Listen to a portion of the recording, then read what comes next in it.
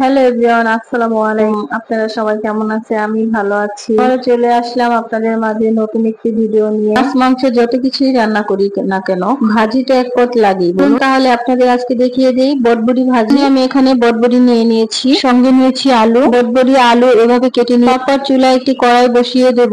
কড়াইয়ের মধ্যে দিয়ে দেব তেল। তেলটা যখন গরম হয়ে আসবে তখন দিয়ে দেব 3-4টা শুকনো মরিচ। শুকনো মরিচটা এভাবে লাল লাল করে ভেজে নিতে হবে। তারপর দিয়ে দেব পেঁয়াজ কাটাটা দেওয়ার পর আমি ভালো করে এভাবে নেড়ে চেড়ে ব্রাউন কালার করে নেব। দেখবেন ব্রাউন কালার চলে আসছে, তখন হালকা একটু হলুদ দিয়ে দেবেন। হলুদ দেওয়ার পর আবারও ভেজে নেবেন। দিয়ে দিবেন বটবটি ও আলু, ভালো করে ভাজা ভাজা করে এটাকে নেড়ে চেড়ে নিতে হবে। এর মধ্যে দিয়ে দেব কাঁচামরিচ কুচি। কাঁচামরিচ কুচি দেওয়ার পর আমি আবারও নেড়ে চেড়ে দেব পেঁয়াজ কুচি। পেঁয়াজ কুচিটা কাঁচা দিতে হবে, ভাজির স্বাদটা বেড়ে যাবে। তারপর দিয়ে দেব 1 চামচ লবণ। লবণ দেওয়ার পর আমি আবারও এভাবে নেড়ে চেড়ে কিছুক্ষণ ভাজা ভাজা করে নেব। ভাজা ভাজা করার পর সামান্য পরিমাণ দিয়ে দেব পানি। পানিটা অল্প দিলেও চলবে, সিদ্ধ হতে যতটুকু পানি লাগে আর অতটুকু পানি দেবেন। তারপর ঢাকনা দিয়ে ঢেকে দেব। ঢাকনাটা উঠিয়ে কিছুক্ষণ পর আমি আবারও নেড়ে চেড়ে নেব। এভাবে নাড়াচাড়া করে আমি আবারও ঢাকনা দিয়ে ঢেকে দেব। আবারও ঢাকনাটা উঠিয়ে আবারও নাড়াচাড়া করে নেব।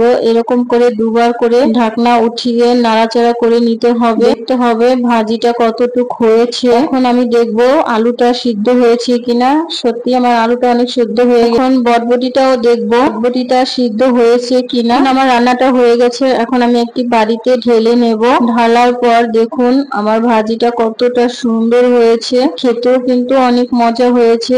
একবার বাসায় ট্রাই করে দেখবেন, আসলে ভাজিটা অনেক মজাদার একটি ভাজি, খেয়ে দেখতে পারেন। আমার অনেক ভালো লেগেছে ভাজিটা, এভাবেই রান্না করে দেখবেন। আর যদি ভিডিওটি ভালো লেগে থাকে লাইক কমেন্ট শেয়ার ও নতুন নতুন ভিডিও পেতে সাবস্ক্রাইব করবেন। কমেন্টে জানাবেন কিরকম হয়েছে। সবাই ভালো থাকবেন। আজ এ পর্যন্তই, আল্লাহ হাফেজ।